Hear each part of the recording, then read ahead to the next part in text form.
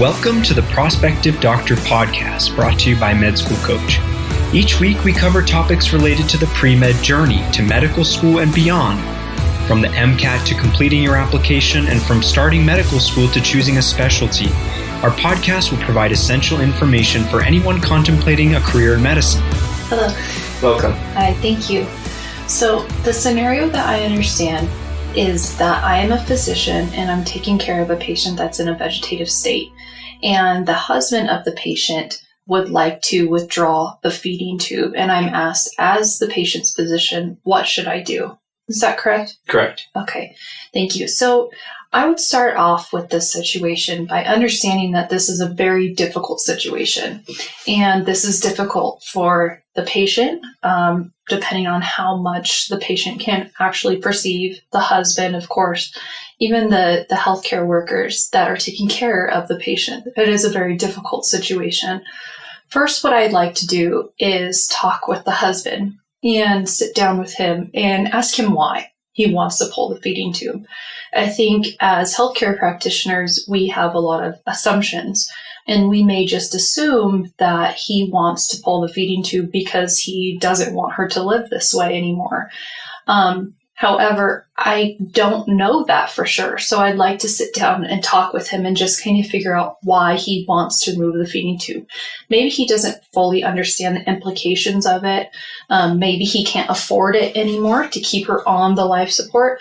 So I'd like to just talk with him and make sure that I completely understand his motivations. After talking with him, then of course I would try to address each one of his concerns as best as I possibly could.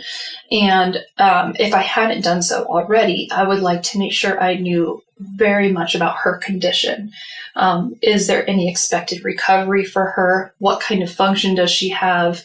How long has she been on the feeding tube? What else is she dependent on for life support, so that we can make this decision together and we have understanding of each aspect of her care. And after those types of things, I would just try to have a conversation with the husband and try to elucidate if she had any wishes or had any, if she had spoken of her wishes, if she was ever in a situation like this, or if she has written expression of her wishes, like a will or an advance directive. And then I would try to figure out if the husband is the appropriate proxy for her. If she cannot make decisions, who is the person that can make decisions for her? If it is indeed the husband, then I would try to talk through it as much as possible and come to a conclusion or a path forward that makes the most sense for the husband, the patient, and anybody else involved in her care. Okay, very good. Let's suppose that the husband expresses his wish to withdraw all life support, and then let's say somebody new shows up. Let's say the patient's son shows up and he wants to do the opposite. So the husband wants to withdraw life support. Now the son is saying that you shouldn't draw life support. What would you do in this situation? Yeah, so I understand that this would be a very difficult situation as well. I mean, you're kind of adding another layer to something that's already difficult. Now you have multiple family members that are expressing distinct wishes for the patient. So in this case, what I'd like to do is get the son and the husband and myself together all in one room and try to talk about it and try to understand why one of them wishes one thing and the other wishes the other. Maybe the son had heard his mom express something to him that maybe the dad hadn't, or vice versa. So I think it's important that they all kind of sit together and discuss their separate wishes and see if there is a way for us to come up with a consensus together. If we're unable to do that, then in that case, I would look for, again, who is her healthcare proxy? Who is the one making decisions for her if she can't? Does she have something written, or do we just go to the next of kin, which I believe in most cases is the spouse, but I would have to check. And this is a time too where if I didn't feel experienced enough, or if I felt like we were not coming to a consensus together, I may call in some colleagues or the ethics committee or somebody like that in the hospital to help us kind of reach a conclusion and reach a decision that's best for the patient and the family. Okay, very good. Do you have anything else you'd like to add? No, I guess this is just a difficult situation, and I understand that this probably happens in healthcare more often than I think. And the job as a physician is to be somebody that is a guide. I don't want to impose my own feelings or my own decision making into the situation. I want to guide and educate the family as much as possible so that they are able to reach an appropriate decision with my guidance and my knowledge. Good. Okay. Would you like to debrief real quickly on how you did on this? Sure. Thank you. So I think that a lot of good elements of how you approach this situation is first starting by recognizing the difficulty of the question. None of these questions are black and white. So just starting with the approach of leading with, this is a difficult situation, recognizes that you really understand what you're getting yourself into.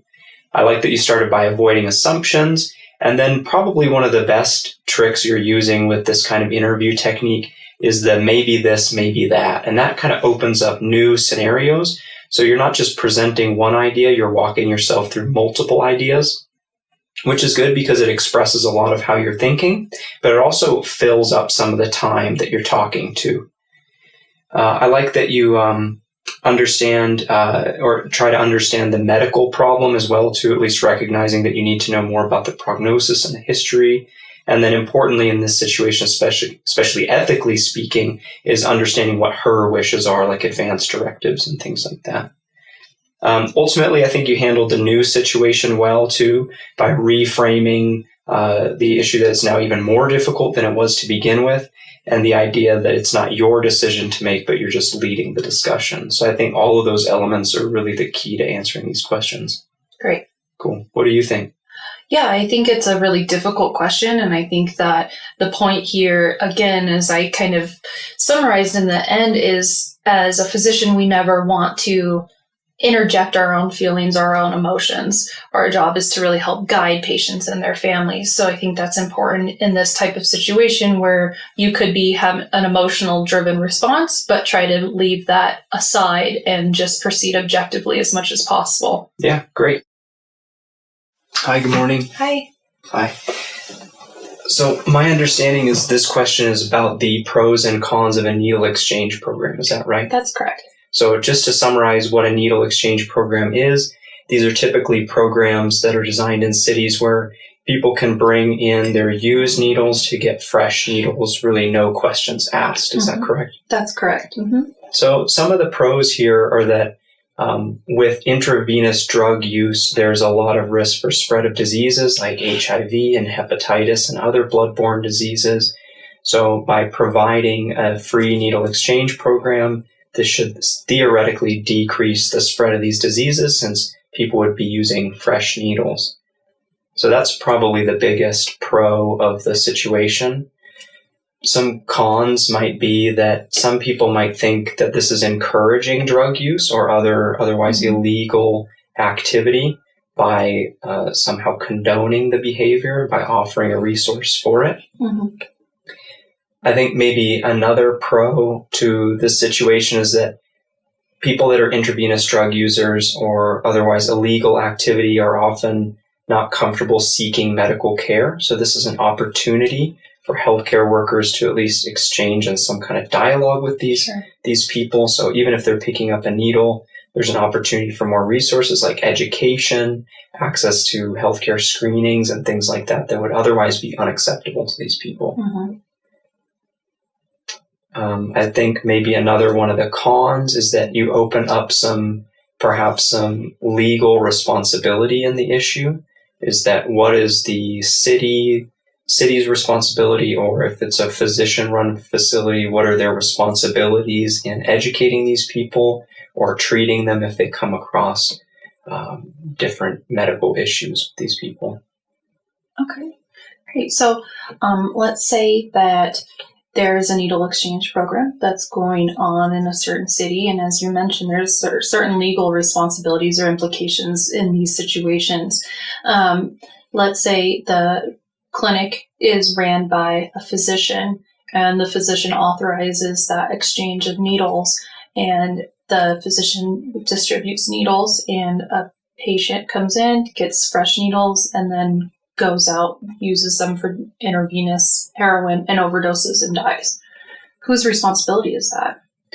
That's a difficult question. I think it's not cut and dry, and there may be some legal issues or principles that I don't fully understand. But I think if we use the scenario of, let's say, a grocery store, and somebody goes into the grocery store and purchases a knife and maybe wounds themselves or somebody else with the knife, I think generally speaking, we don't think that the owner of the grocery store is responsible.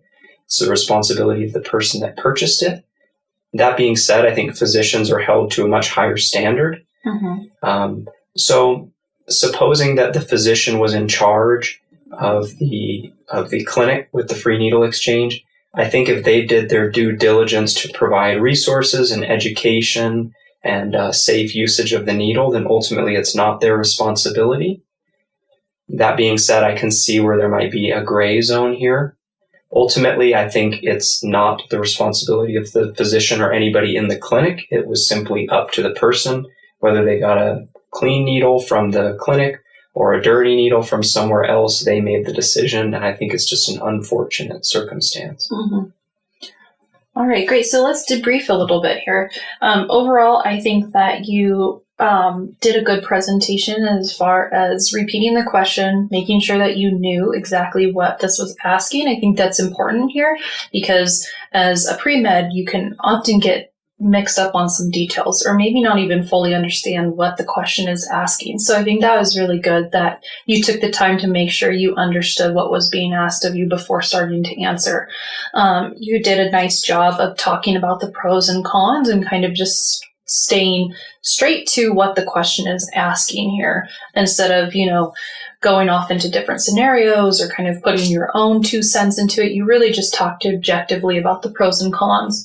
And then with the follow-up question, I think you did a nice job as well, because this can be a question that maybe is a little alarming to people. You did a good job just kind of keeping clear-headed, calm, and just trying to answer the question as much as possible. And I think another really important aspect here that you did well is that you realize that there may be stuff you don't know. And that's okay in these types of scenarios. If they're asking a legal question and you don't know the answer to it, or you think there could be more to it, it's okay to say you don't know. And that maybe you would talk to other people, or there's just some things that you're just not completely familiar with. How do you think you did? Good. I think the biggest pitfall in a question like this would be to interject your own opinion and say, I don't think that this is something that should be offered, or I think this is the best solution to a problem, but just equally weighing what's good about it, what's bad about it. Absolutely. Our mission is to inspire, encourage, and inform students as you journey through a rigorous and intricate process of achieving your dreams in medicine. Visit us at prospectivedoctor.com and medschoolcoach.com for more essential resources in your medical school journey and beyond.